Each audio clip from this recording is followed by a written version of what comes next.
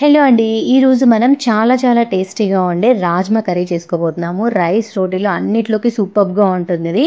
So ఒకసారి ఈ ప్రాసెస్లో ట్రై చేయండి. సో రాజ్మాని కిడ్నీ బీన్స్ని అయితే ఓవర్ నైట్ సోక్ చేయాలండి. 1 కప్ రాజ్మా తీసుకొని నేను ఓవర్ నైట్ సోక్ చేసేసి నెక్స్ట్ డే మార్నింగ్ కొంచెం సాల్ట్ వేసేసి 6 to 7 విజిల్స్ పెట్టేశాను. సో రాజ్మా అయితే చాలా సాఫ్ట్గా కుక్ అయ్యాయి. సో నేను సోక్ చేసి కుక్కర్ పెట్టే వీడియోస్ కూడా ఉండేవి, కానీ అవి యాక్చువల్గా డిలీట్ అయిపోయాయి అన్ఎక్స్పెక్టెడ్గా.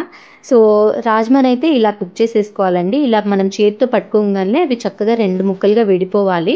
సో అప్పుడు చాలా పర్ఫెక్ట్గా కుక్ అయినట్టు. సో నేనైతే ఒక 2 టొమాటోస్ని అయితే కట్ చేసి పెట్టుకున్నాను. ఒక ఆనియన్ని పొడుగుగా కట్ చేసుకున్నాను, ఇంకొక ఆనియన్ని కొంచెం పెద్ద ముక్కలుగా కట్ చేసి పెట్టుకున్నాను. ఒక మిక్సర్ జార్ తీసుకొని అందులో హాఫ్గా వేస్తున్నాను, ఎందుకంటే మిక్సర్ జార్ చిన్నది ఉంది నా దగ్గర. సో అందుకని 2 పార్ట్స్గా వేస్తున్నాను నేను. సో టొమాటో ముక్కల్ని అలానే ఆనియన్స్ని వేసేసుకొని ఒక 2 టేబుల్ స్పూన్స్ మనం గసగసాలు ఉంటాయి కదా, పాపీ సీడ్స్. సో గసగసాలు కూడా వేసేసుకొని మిక్సీ పట్టేసుకోవాలి, మెత్తటి పేస్ట్ వేసుకోవాలి. మీరు కావాలంటే కోకోనట్ కూడా, కొబ్బరి కూడా యాడ్ చేసుకోవచ్చు. నేనైతే కొబ్బరి స్కిప్ చేసేస్తున్నాను.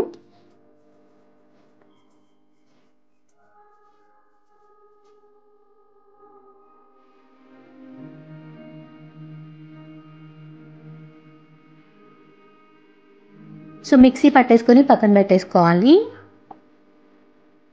ఇప్పుడు మనం ఒక బాండీ పెట్టేసుకొని అందులో ఒక 2 టేబుల్ స్పూన్స్ ఆయిల్ వేసేసుకోవాలి.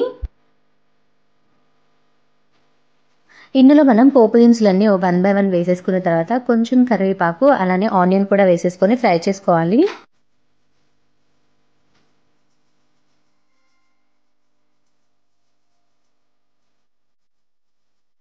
ఈ రెసిపీని యాక్చువల్గా నేను రైస్లోకే ట్రై చేశాను. రైస్లోకి అయితే ఎక్సలెంట్గా ఉందండి నిజంగా. రాజ్మా చావల్ ఎందుకంటారా అని అయితే నాకు నిజంగా అనిపించింది. రెండింటి కాంబినేషన్ అయితే మాత్రం అదర్స్.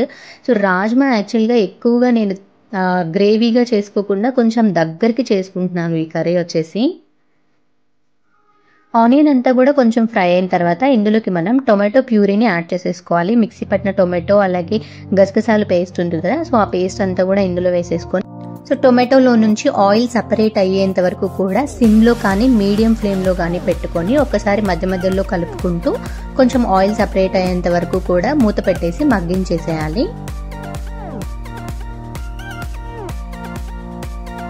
సో టొమాటో అంతా కూడా దగ్గరకు వచ్చేసింది అనిపించినప్పుడు మనం కుక్ చేసుకున్న రాజ్మాని కూడా ఇందులో వేసేసి సో ఇందులో ఇప్పుడు మనం టేస్ట్కి సరిపడినంత ఉప్పు అలానే కారము, మీరు కావాలంటే ధనియా పౌడర్ కూడా యాడ్ చేసుకోవచ్చు. నేను కొంచెం మసాలా ఎక్కువగా వద్దు అనుకొని అల్లం వెల్లుల్లి పేస్ట్ కూడా నేను ఎక్కువ యాడ్ చేయలేదు. కొంచెం ఇందులోనే మనం వాటర్ వేసేసుకొని ఈ గ్రేవీ అంతా కూడా రాజ్మాకి పట్టేంత వరకు కూడా గ్యాస్ స్టవ్ని లో ఫ్లేమ్లో కానీ మీడియం ఫ్లేమ్లో కానీ పెట్టేసుకొని మూత పెట్టేసి మనం మగ్గించుకోవాలి. రాజ్మాని కుక్ చేసుకోవడం ఒక్కటే మనకి ప్రాసెస్, మిగతా ప్రాసెస్ అంతా కూడా చాలా ఈజీగా అయిపోతుంది. సో మనకి టొమాటో ప్యూరీ అలానే ఆనియన్ కుక్ అయితే సరిపోతుంది. నేనైతే లాస్ట్లో ఒక 1 టేబుల్ స్పూను గరం మసాలా మాత్రమే యాడ్ చేశాను. నేను ఎటువంటి స్పైసెస్ కూడా యాడ్ చేయట్లేదండి, ఎందుకంటే ఇప్పుడు అసలుకే సమ్మర్ సీజన్.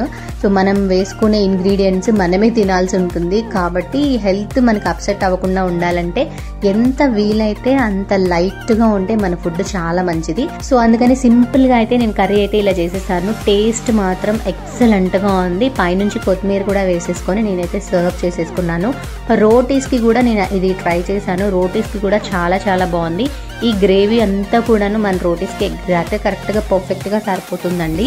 సో మీరు కూడా మీ ఇంట్లో తప్పకుండా ట్రై చేయండి. బెస్ట్ రెసిపీ ఇదైతే, క్విక్గా అయిపోతుంది. టేస్ట్ చేసి ఎలా ఉందో చెప్పేస్తాను.